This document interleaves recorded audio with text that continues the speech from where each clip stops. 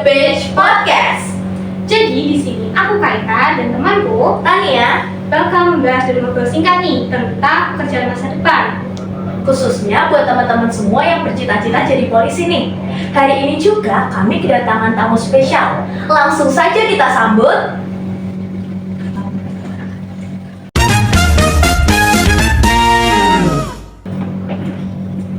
Selamat datang di Behind the Bench Podcast. Kami siswa kelas 9G dari SMP Negeri 1 Simo. Mungkin sebelum memulai bisa Bapak memperkenalkan diri dulu. Oh iya, terima kasih adikku dari SMP Negeri 1 Simo. Perkenalkan, nama saya Warno. Saya bekerja di Polsek Simo sebagai Babin Kamtibmas mulai dari tahun 2014. Oke, sedikit tentang saya. Saya sendiri juga alumni SMP Negeri 1 Simo, lulusan tahun 2003. Mungkin segitu aja. Baik Pak, terima kasih. Nah, Bapak itu bekerja di bidang apa sih Pak? Saya bekerja di bidang pembinaan masyarakat, jadi di fungsi Satbimas. Di lain ada Satbimas, kemudian ada Sabara, ada Reskrim, ada Satintel. Nah, dalam bidang yang Bapak bekerja tersebut, tugasnya itu apa saja sih Pak? Tugasnya sama deh. Jadi kita dari Bimas, dari katanya pembinaan masyarakat, jadi meningkatkan partisipasi masyarakat tentang kesadaran hukum, kemudian menjamin terpeliharanya keamanan dan ketertiban di masyarakat. Oke, sejak kapan sih Pak Bapak ini mulai bekerja? Kalau saya mulai bekerja tahun 2005 maksud saya ya, sampai sekarang 2024, berarti 20 tahun. Oke. Nah, alasan Bapak memilih pekerjaan ini?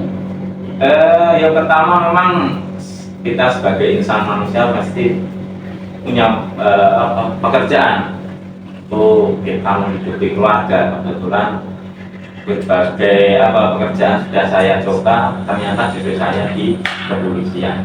Gitu. Oke, nah apa saja sih tantangan yang Bapak hadapi selama Bapak menjalani tugas tersebut?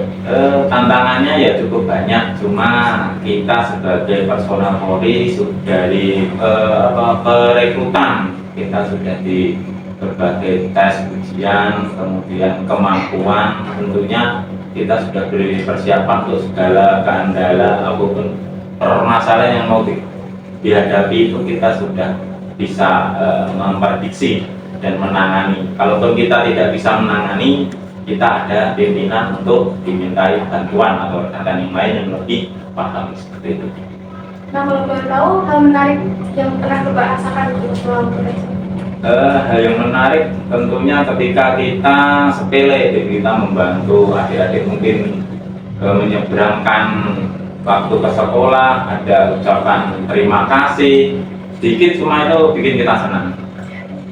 Oke, nah selama Bapak bekerja itu seperti suka atau duka apa aja sih yang pernah Bapak alami?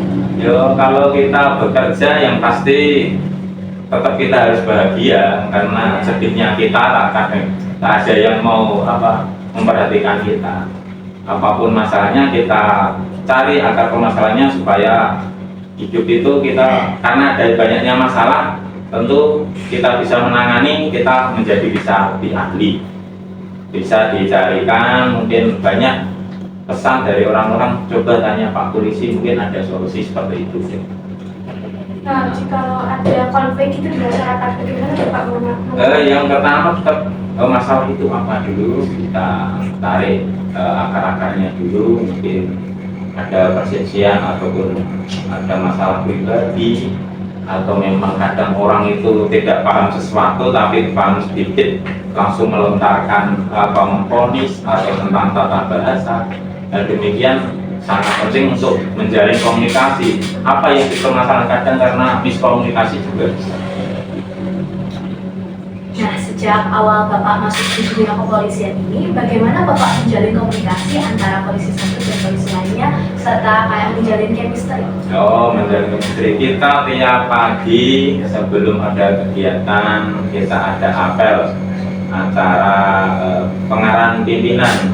Jadi kita datang ke kantor, parkir kendaraan, kita hormat, kita saling salaman, kemudian Kalau waktunya sholat kita sholat jamaah, itu untuk membangun chemistry dengan temannya dan membangun kepribadian yang baik seperti itu.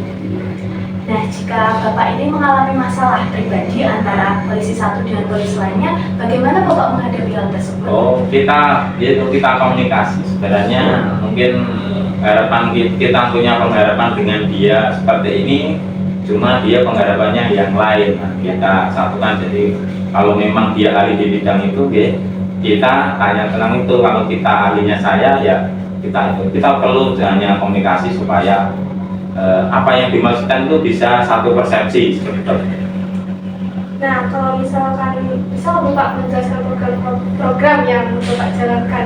Oh, program seperti biasa kalau ini kendalanya pada saat ini ya, kalau tidak ada SMP ini biasanya HP ya, HP pengaruh itu sangat tinggi.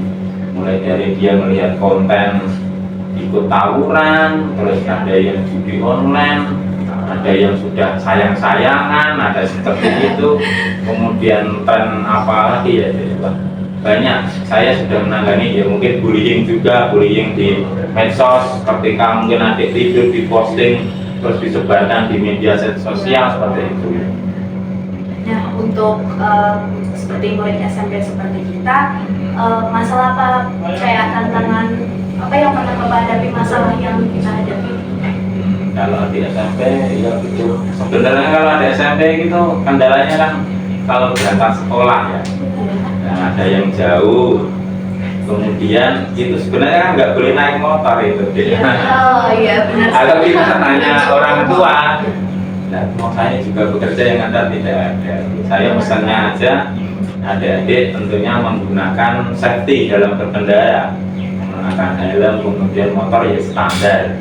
Kemudian hati-hati dengan pergaulan, dengan temannya. Kalaupun ada kejadian apa seperti bullying, pengalakan atau apa, segera laporkan Pak Guru. Kalau memang tidak bisa ya silakan kok nanti koordinasi dengan Babin seperti saya. Kebetulan SMP 1 Negeri 1 Simo kan di wilayah binaan saya. Nah, menurut Bapak seberapa penting sih peran masyarakat dalam menjaga keamanan? Sangat penting karena saat ini Polri itu kalau tingkat polsek seperti ini hanya 22 orang gitu. Kalau kita tidak ada kerjasama dengan masyarakat, kita akan kewalahan. Jadi ada yang namanya sistem Polmas, Pemolisian Masyarakat. Jadi masyarakat bisa menjadi polisi bagi dirinya sendiri. Jadi secara gampangnya, oh saya mau ke sana, saya hanya mengamankan diri saya sendiri. Oh saya cek dulu motornya sebelum bepergian, menggunakan helm supaya aman. Kemudian waktu saya bepergian, kompor sudah dimatikan belum, terus air yang terbuka sudah ditutup belum. Nah, itu salah satu ada polisi bagian dalam diri seseorang seperti itu. Oke. Nah, bagaimana Bapak berkolaborasi dengan instansi atau organisasi lain dalam melaksanakan tugas Bapak? Yang pertama ya seperti adik ini kunjungan ke Polsek Simo, kita melakukan koordinasi.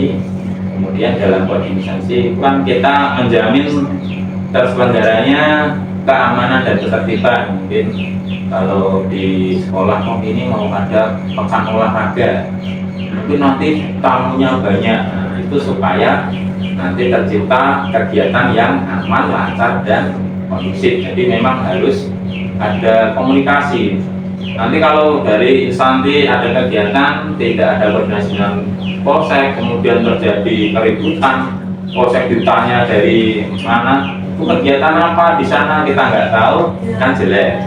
Nah, sangat perlu antara koordinasi dan sinergitas saling bertemu untuk istilahnya menjadikan satu program itu untuk terwujudnya pembangunan di wilayah tersebut, dalam ini Simo Tangguh gitu.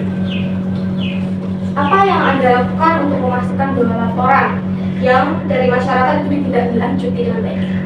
Kita lihat dulu kalau mau laporan seseorang itu dirinya itu memang domisili di situ tidak, atau memang ya karena kita sering juga ada orang laporan tapi ternyata laporan palsu. Yang dulu itu kemarin di Temon ya, itu ada cewek HP-nya dijual, kemudian laporannya mau bunuh diri tapi sakit, terus bikin laporan palsu, korban tidak, ternyata tidak.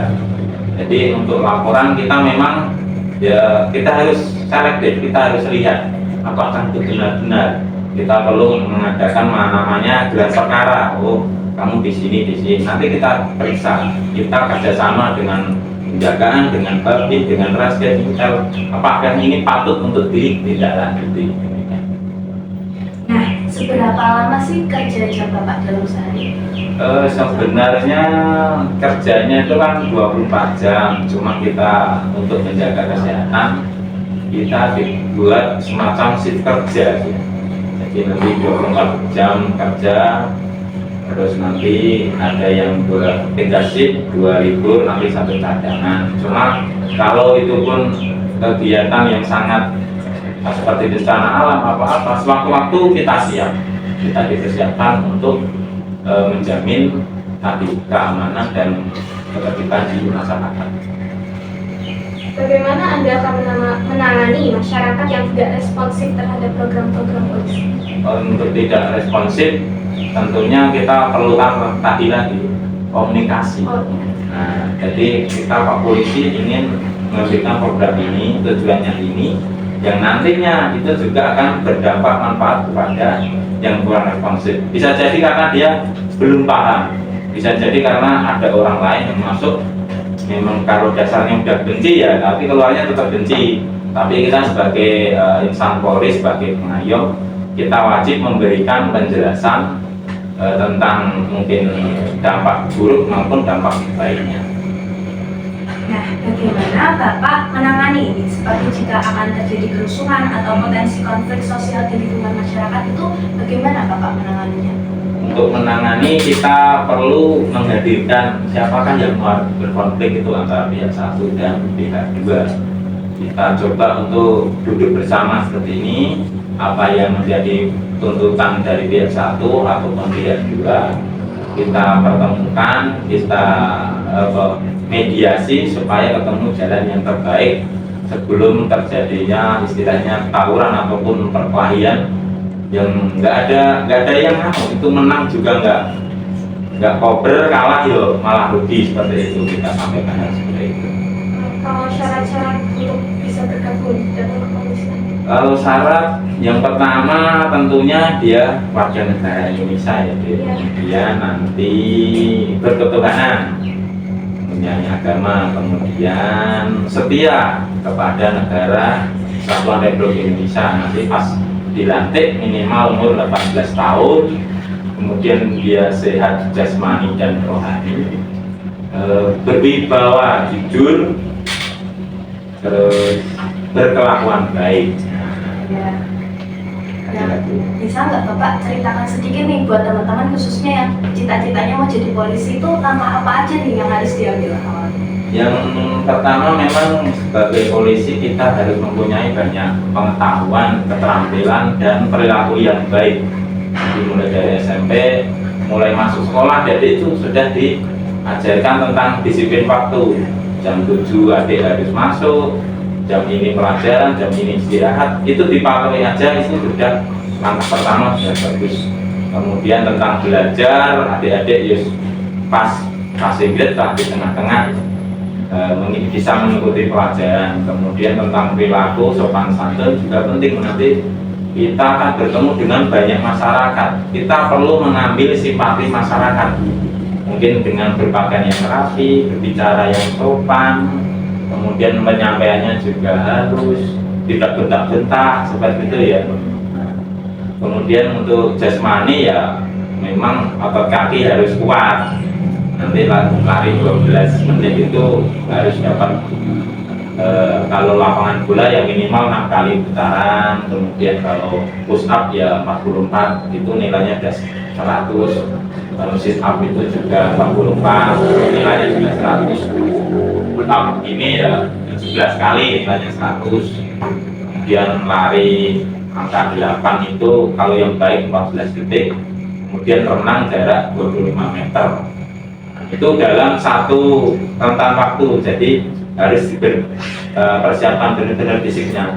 Karena pengalaman saya ada rekan saya terlalu bersemangat di lari, pas renangnya dia kram, tenggelam. Jadi benar-benar harus memanage waktu, mengatur kesehatan supaya karena kita sendiri kerja kalau terus-terusan seperti ini kita harus bisa menjaga kondisi badan. Nah, menurut Bapak ini polisi yang baik itu gimana sih? Polisi yang baik ya kalau ketemu ramah gitu. Kemudian kalau kita mau curhat dia menjadi pendengar yang baik, bisa menjadi kakak, bisa menjadi teman. Kemudian kalau memang kita membutuhkan bantuan ataupun saran, dia segera menanggapi. Seperti itu.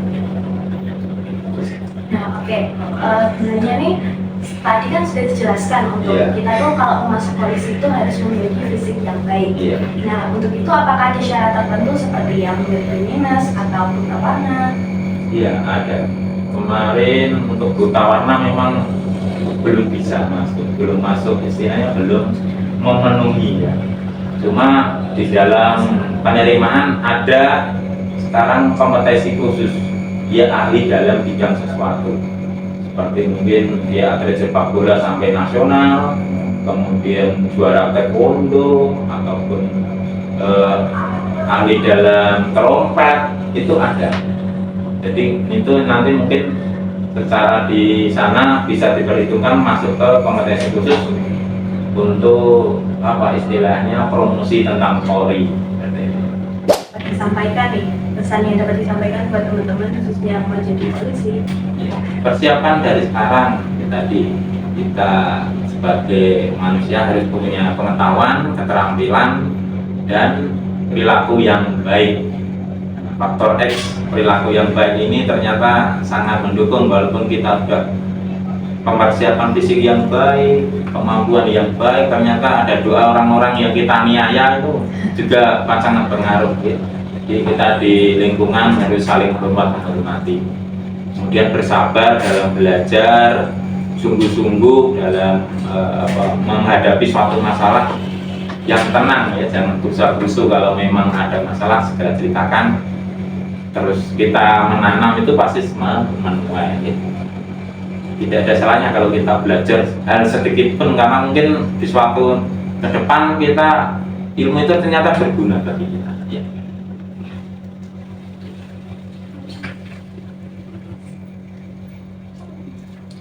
Wah, seru banget ya obrolan kita hari ini. Terima kasih juga untuk Pak Warno yang sudah membagikan pengalamannya pada kita semua. Nah, semoga podcast Beyond the Page ini dapat menginspirasi teman-teman khususnya yang bercita-cita jadi polisi. Sekian dulu dari kami. Wassalamualaikum warahmatullahi wabarakatuh.